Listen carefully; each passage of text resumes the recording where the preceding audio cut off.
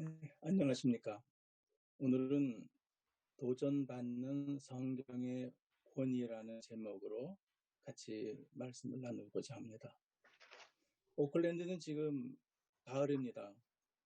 한국은 벚꽃놀이의 한창이라는 뉴스를 몇 주 전에 본 것 같은데, 오클랜드는 이 남반부는 가을, 예슬이 단감 이렇게 계절입니다. 맹위를 떨치며 세계를 공포에 떨게 했던 코로나 바이러스가 일부 국가를 제외하고는 진정 국면에 접어들고 있는 것 같습니다.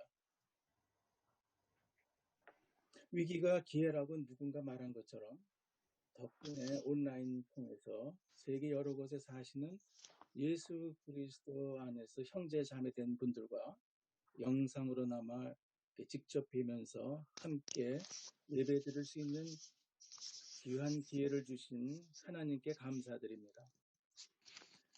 이 시간은 계시된 하나님의 말씀에 대해 나누기보다는 성경에 대해, 즉 성경 청문회라고 할까요?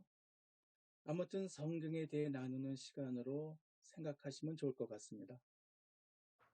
오늘 나눌 성경 권위에 대한 도전을 어떻게 믿음의 선조들이 지혜롭게 대처하였으며 우리들 또한 선배들이 이루어놓은 지혜를 계승하고 발전시켜야 할지에 대해서는 시간 관계상 다음 기회에 같이 나누었으면 합니다. 저희 공동체는 작년 8월 첫 주부터 평신도 형제자매들이 모든 순서를 직접 담당해서 지금까지 시행해 오고 있습니다. 설교라는 말은 감히 못하고 메시지 담당이라는 다소 타협적인 용어를 사용해서 예배를 드리고 있습니다. 성경에 대한 개론적인 것일지라도 체계적으로 공부하지 않은 평신도가 앞에 나서서 예배 순서 일부로 발표를 해도 되는가 하는 의문이 있기는 합니다.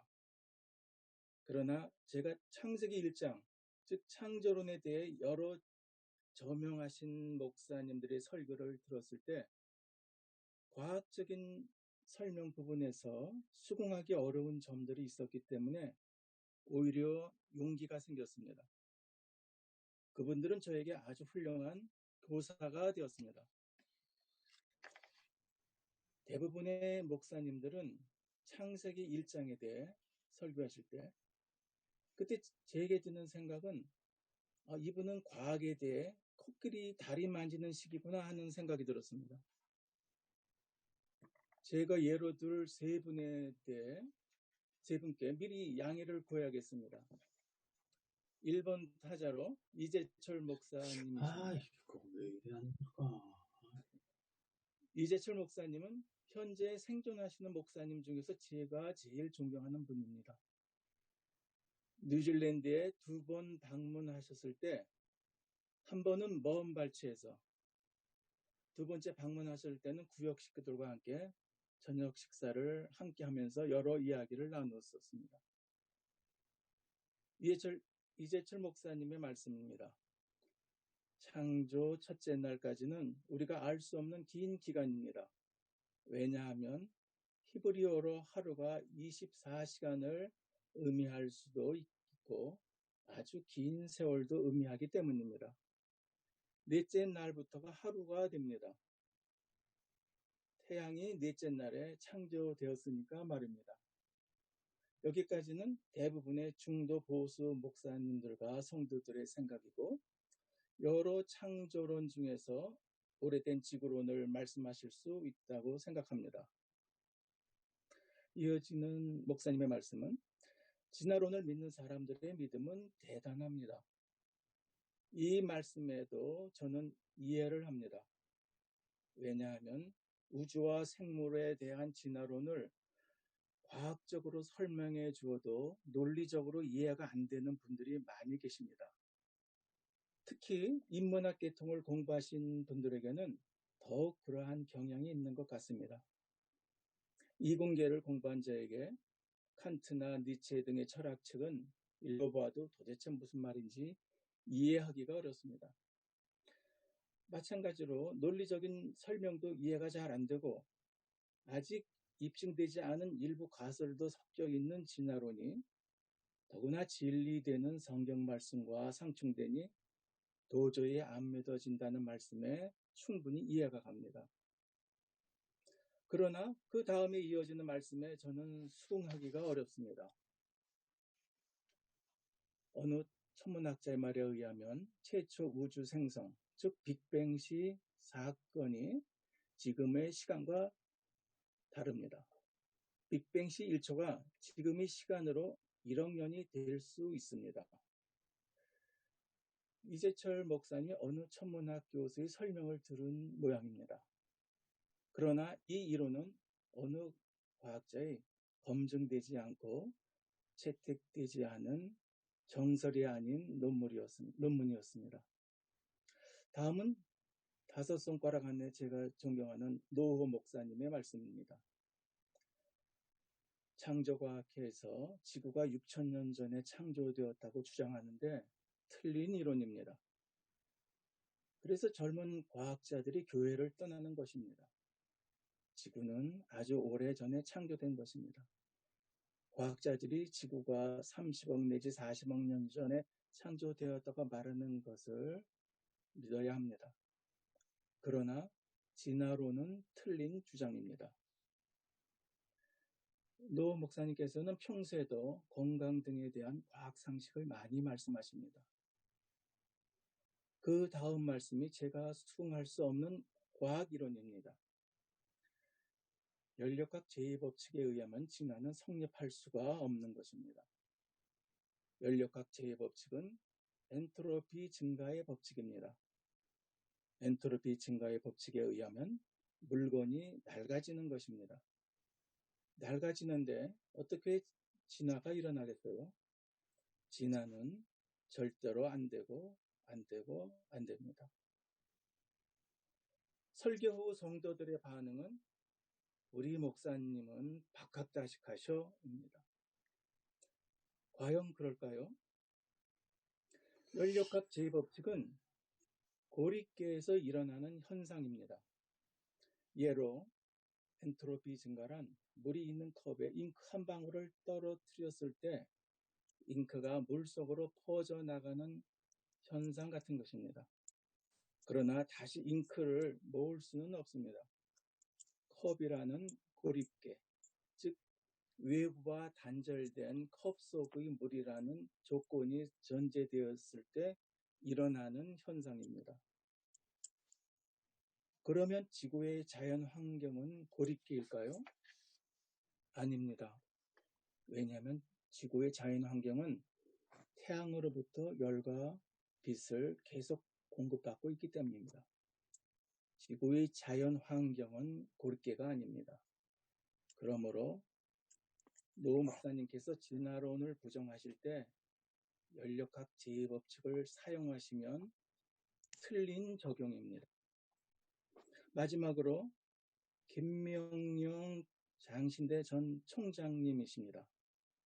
이분은 진화론으로 많은 젊은이들이 교회를 떠나는 것을 보고 매우 안타까워하셨습니다.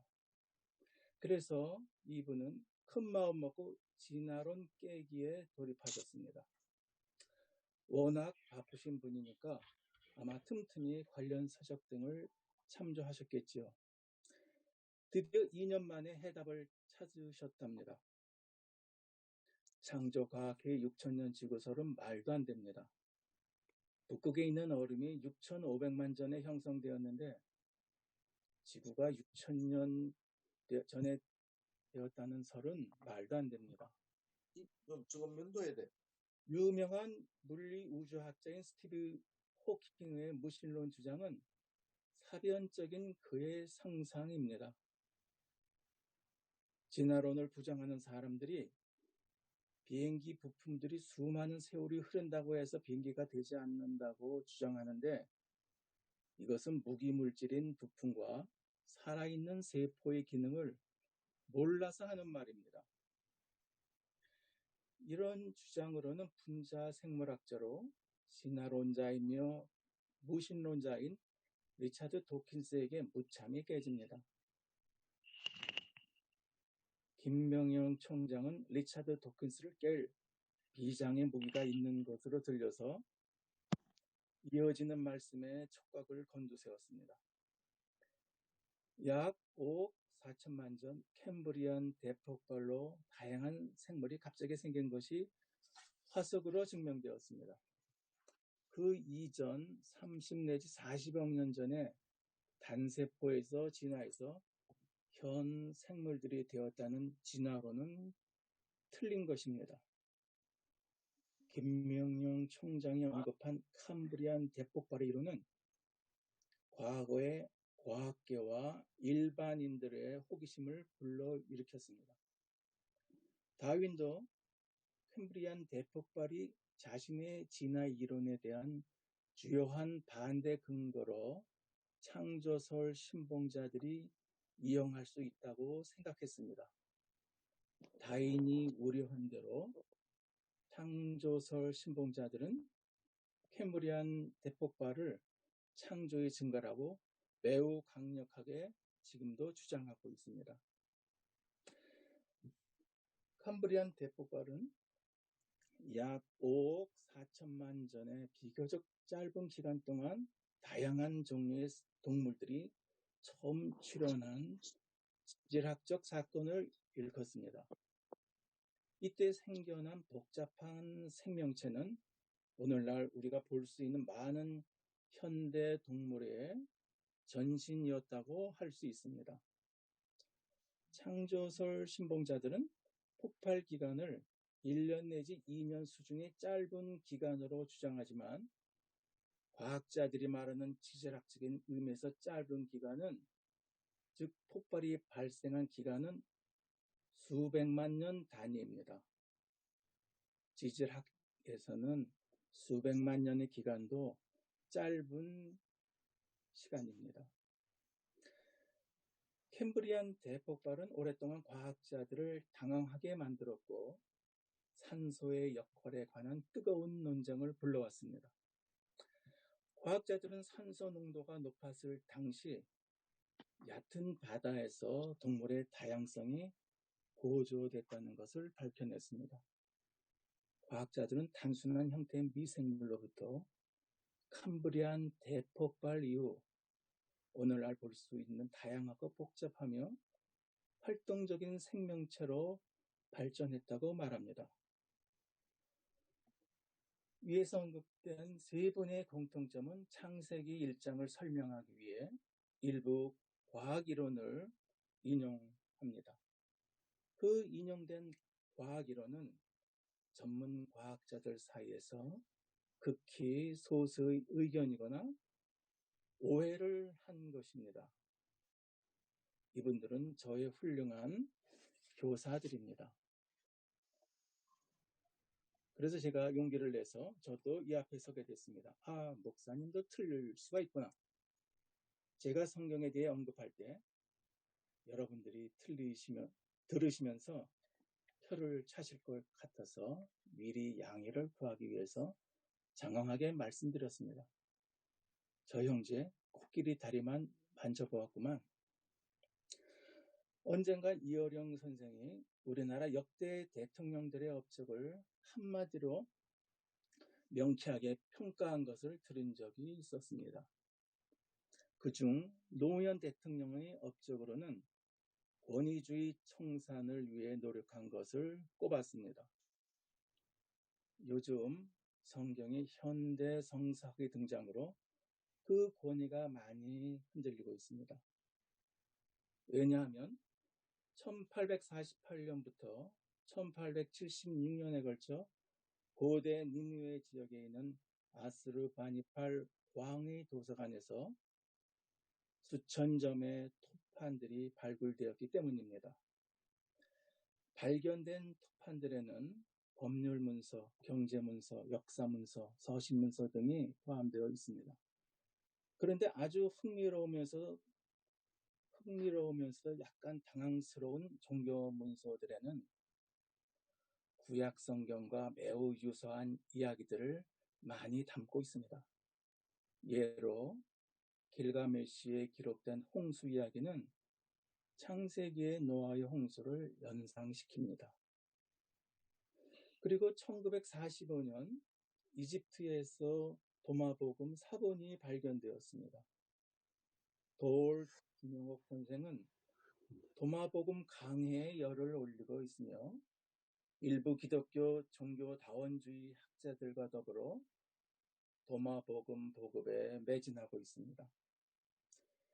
현대 성서학자들의 주장이나 진화론자들의 주장이 그렇게 터무니없고 비이성적인 주장일까요? 현대 성서학자들은 고대 유물이나 고대 언어 등의 자료를 분석하고 연구한 결과를 제시합니다. 이러한 연구 결과들을 부정하는 것은 손으로 하늘을 가리는 격입니다. 역설적으로 현대 성서학자들은 성서의 순수성을 찾기 위해, 즉 성서의 권위를 세우기 위해 시작했던 것입니다. 현대 성서학자인 찰스 아우구스투스 브릭스의 발자취를 간단히 살펴보겠습니다. 1893년 5월의 어느 따스한 오후 워싱턴 DC에서 브릭스라는 사람이 이단 재판을 받았습니다. 그 이유는 약 2년 전 브릭스가 유니온 신학대학원 총장으로 취임할 때 한 연설과 관계가 있었습니다. 브릭스는 연설 중간에 성경의 기록 과정, 성경 권위 성격, 교회 생활에서 성경의 역할 등에 대해 그의 새로운 생각들에 대해 언급했습니다. 예를 들어 성경은 축자적으로 영감된 것이 아니라고 말했습니다. 다시 말해 성경의 한 글자 한 글자가 하나님의 영감에 의한 것으로 볼 이유가 없다고 주장했습니다. 성경이 수많은 오류에 서로 상충되는 내용을 포함하고 있다는 것입니다. 예를 들어 한글 흠정령으로 볼 때 출애굽기 12장 8절 그날 밤에 고기를 불에 구워 누룩 없는 빵과 쓴나물, 신명기 16장 2절에는 너희는 너희 하나님 야훼께서 고르신 곳에서 그것을 삶아 먹고, 그것은 양고기겠죠. 출애굽기에서는 불에 구워 먹거라. 신명기에서는 삶아 먹어라. 이렇게 이제 상반된 상충된 얘기가 있는데 역대하 35장 13절에는 그리고 유월절 제물을 관리에 따라 불에 굽고 이어집니다. 거룩한 제물들을 가마솥이나 누구솥이나 냄비에 끓여서 끓이라고 합니다. 그러니까 불에 굽고 또 냄비에 끓여라. 근데 유대인들이 사용하는 히브리 성경의 역대서에는 유월절 양을 불에 삶아 먹고로 기록되어 있습니다. 불에 삶아 먹으라. 브릭스는 구약 성경의 저자들이라고 여겨졌던 많은 인물들, 모세, 다윗, 솔로몬, 에스라 등등 이 실제로 구약 성경의 저자가 아니며 구약 성경은 이름을 알 수 없는 사람들에 의해 저작된 것이라고 주장했습니다. 신구약 성경의 기적으로 기록된 사건들이 자연의 법칙을 위배했거나 자연의 조화를 깨뜨렸을 리가 없다고 주장했습니다. 성경의 예언자들이 하나님의 미래에 하실 말씀들에 대해 종종 선포했지만 그들의 예언 중 많은 수가 실제로 성취되지 않았음을 지적했습니다. 이 외에도 브릭스의 새롭지만 불편한 생각들은 일부 청중들에게 충격적인 것이었습니다. 브릭스는 젊은 시절 열심히 특출한 골수 정통 장려 교인이었습니다. 그 사람도 와가 있네. 안녕하십니까? 브릭스에게 무슨 일이 일어났길래 그런 주장을 하게 되었을까요? 간단한 대답은 이것입니다. 브릭스는 현대 성서학과 친해졌습니다. 브릭스는 당시 현대 성서학의 본부였던 독일에서 성경을 진지하게 탐구했습니다. 그 재판에서 피고석에 선 것은 실제로 보다 큰 안목에서 말하면 성경 자체가 피고인의 입장이 된 것입니다. 성경이란 무엇인가? 성경은 다른 책들과는 전혀 다른 하나님의 말씀인가? 아니면 브릭스가 주장하는 것처럼 인간 노력의 산물, 우리와 아주 동떨어진 시대와 장소에 살았던 사람들의 저서들인가? 성경에 담긴 이야기들이 정말 사실인가? 만약 사실이라면 성경의 정확성에 의문을 제기하는 것 자체가 신성모독 아닌가? 오늘날 우리가 사용하고 있는 성경은 우여곡절을 거치면서 주 393년 북아프리카의 히포와 397년 카르타고에서 열린 교회 회의에서 신구약 정경이 공식적으로 발표되었습니다. 성경은 전통적으로 기원전 1500년경 모세가 저술한 것으로 알려진 오경으로부터 주후 50년에서 150년에 걸쳐 신약이 저술된 것으로 보고 있습니다. 중세 시대를 통틀어 기독교 세계에서 히브리어에 관한 최고의 학자였던 제롬이 주 405년에 불가타 성경을 완성하였습니다. 히브리어 성경을 라틴어로 번역한 불가타역은 가장 위대하고 가장 영향력 있는 학문적 업적으로 남아있다고 칭송을 받았습니다. 그러나 15세기 말 르네상스와 함께 기독교 학자들은 제롬의 권위를 의심하기 시작했습니다. 그러던 중 어떤 학자들이 제롬이 틀렸다라는 말까지 하기에 이르렀습니다. 이때 학자적 연구가 개신교의 종교개혁과 만나게 됩니다. 성직자들이 교구민들에게 면죄부를 판다거나 교회 안의 고위 관직이 돈으로 매수되는 일이 불만 대상이 되었습니다. 이와 더불어 교회가 지나치게 많은 땅을 소유하고 도의 증가와 정치 권력의 획득에 혈안이 되어 있는 모습을 비판하였습니다. 교회는 가난한 사람들에 대한 관심이 부족하고 지도자들은 하나님의 종이라기보다는 만몬의 종이 된 것 같았습니다. 어떻게 교회의 인간 지도자가 항상 옳다는 사실을 받아들일 수 있겠는가? 비록 하나님이 세우신 조직이지만 왜 교회와 같은 인간의 조직이 하나님과 사람 사이 중재자 역할을 할 수 있겠는가? 과연 교회가 성경의 의미에 대한 무오한 권위가 될 수 있는가? 더욱이 교회의 해석이 성경 자체에서 나온 것이 아니라 전통적 교리와 의심스러운 해석 방법에 의한 것이라면 어떻게 교회의 해석에 오류가 없다고 말할 수 있겠는가?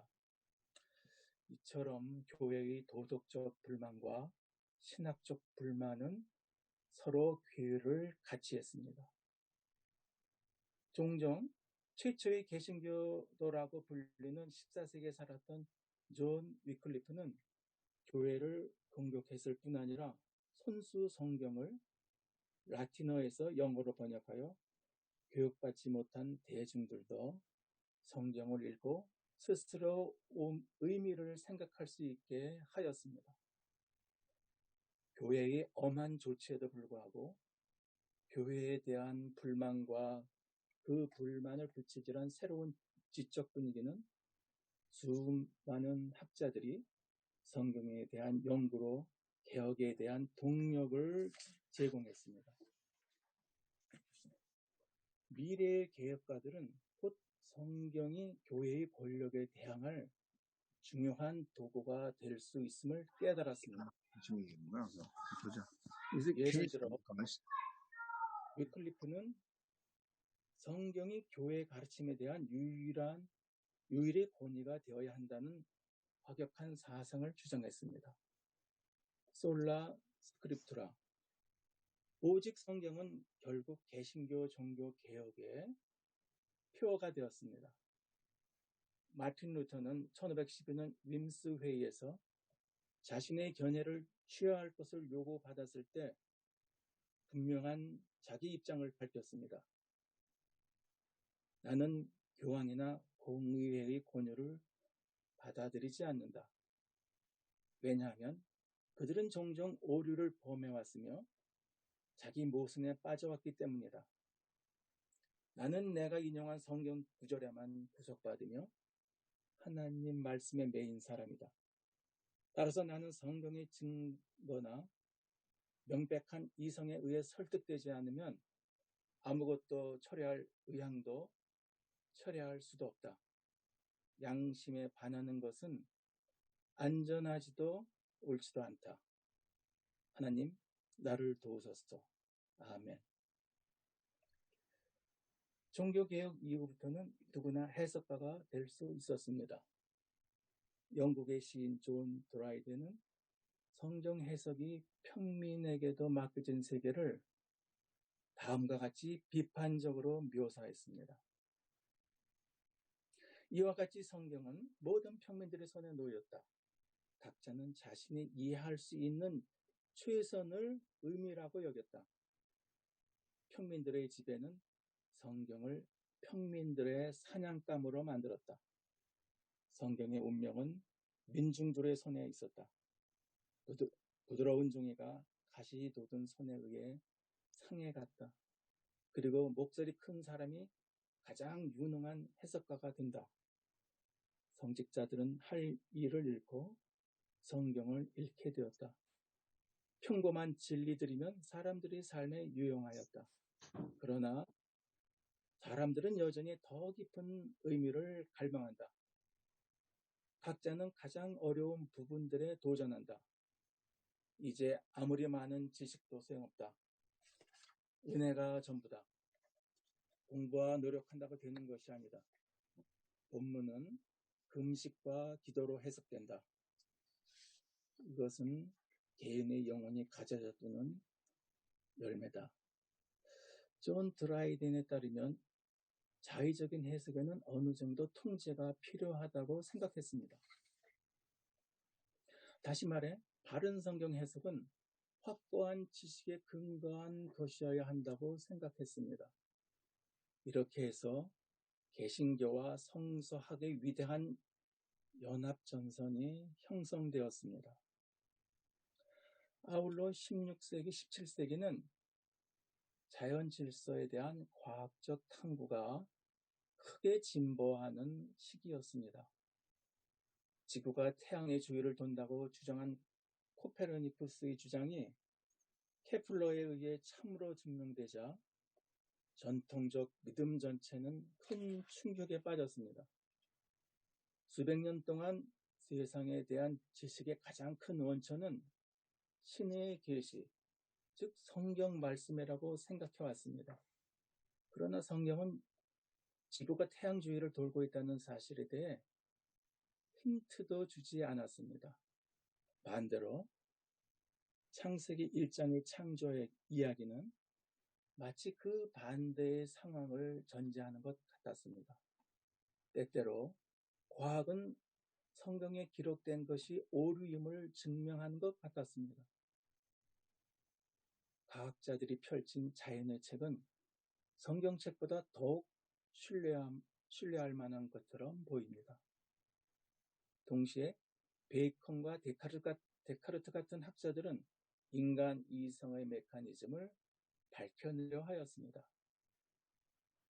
특히 데카르트의 경우 아무것도 당연한 것으로 받아들이지 않는 과격한 회의주의에서 시작하였고 그 회의의 범위에는 종교의 가르침도 포함되었습니다. 모세가 성경을 썼을까? 볼테르는 그의 철학 사전에서 다음과 같이 말했습니다. 몇몇 학자들이 마침내 모세의 역사적 실존성을 의심하였다. 모세가 아틀라스와 같은 영웅과 같이 그의 영웅적 삶과 행적이 기록으로 전해진 상상의 인물은 아니었을까 의심하였다. 이 학자들은 끊임없는 기적의 삶을 산 사람이 실존했을 가능성이 매우 희박하다고 주장한다. 아울러 그가 이집트, 아라비아, 시리아에서 그렇게 많고 놀라운 기적을 행하였으면서 세상에 알려지지 않을 가능성은 매우 희박하다.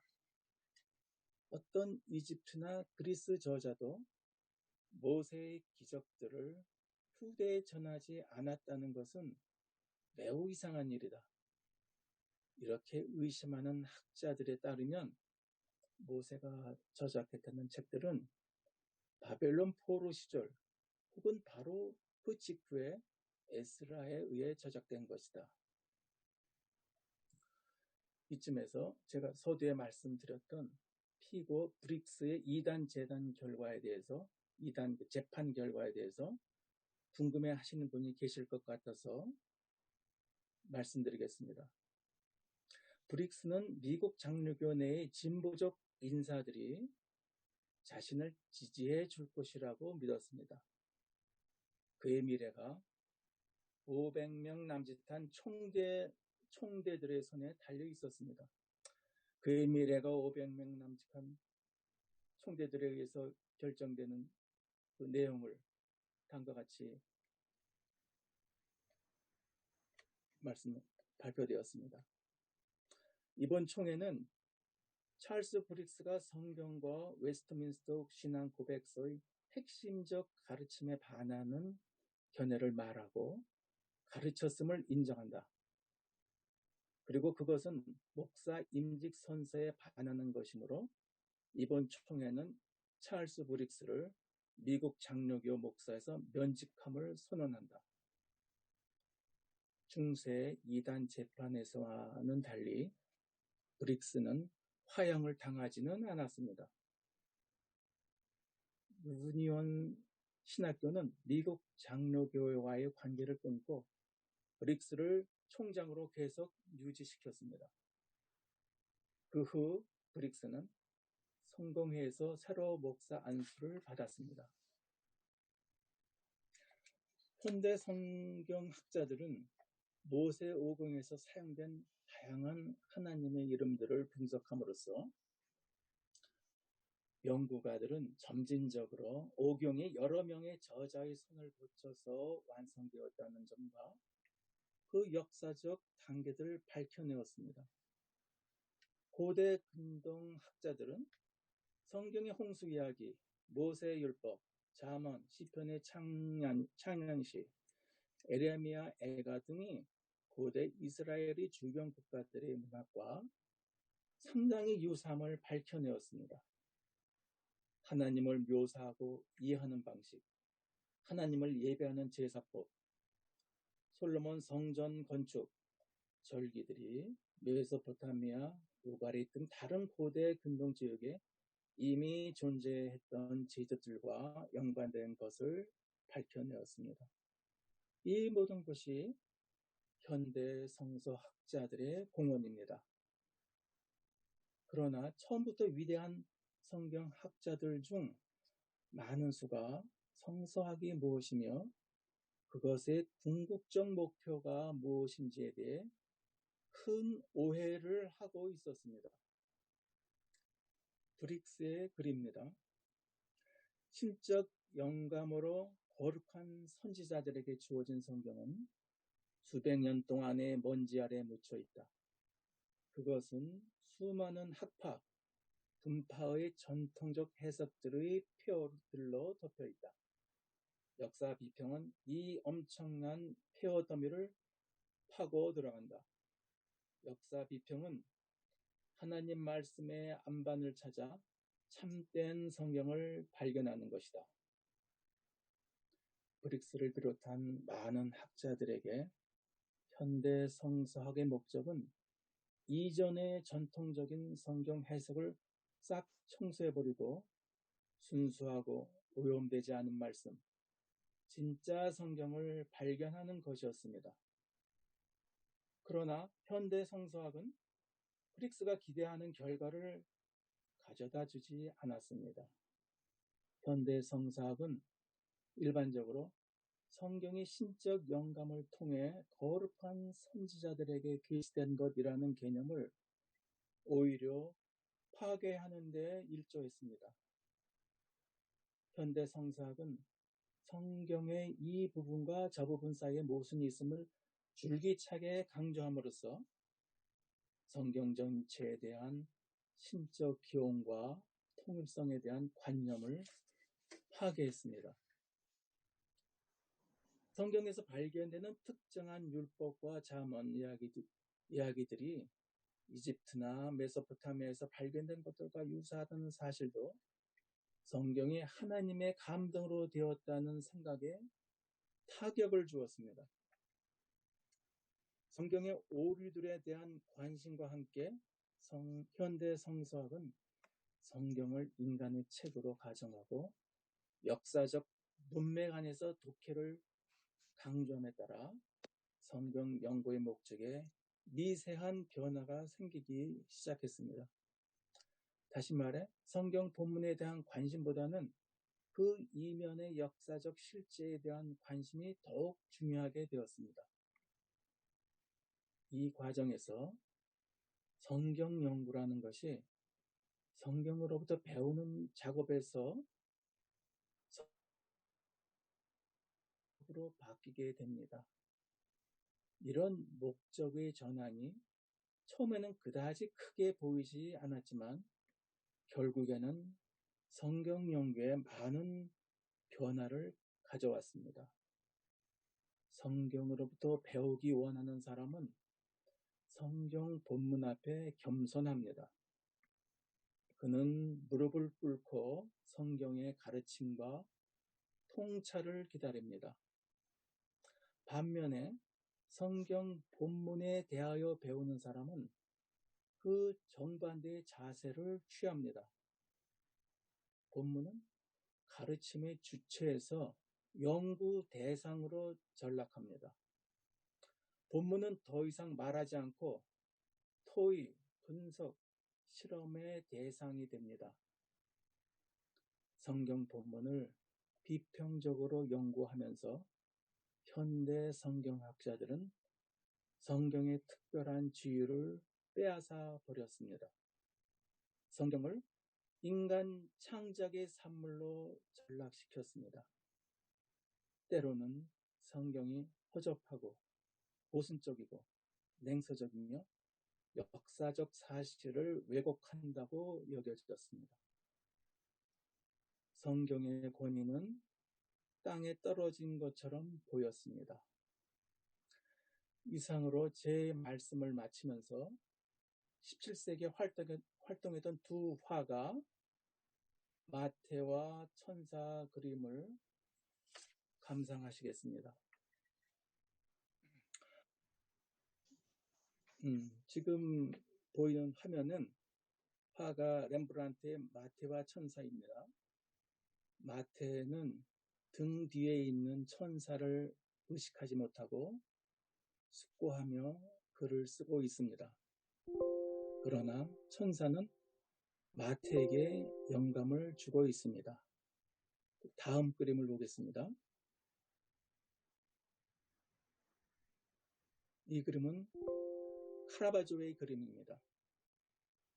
마태는 천사가 지시하는 내용을 기록하기에 바쁩니다. 이는 복음서를 기록하는 것이 사도 마태의 자유의지가 아니라 천사의 의지라는 것을 강조합니다. 제 이야기는 여기서 끝입니다. 여러분들에게 한 말씀 부탁드립니다. 예배 후에 성경의 권위에 도전하는 것으로 보이는 진화론과 현대 성서학자들의 견해, 우리가 어떻게 대처할지에 대해서 말입니다. 다시 기도드리겠습니다.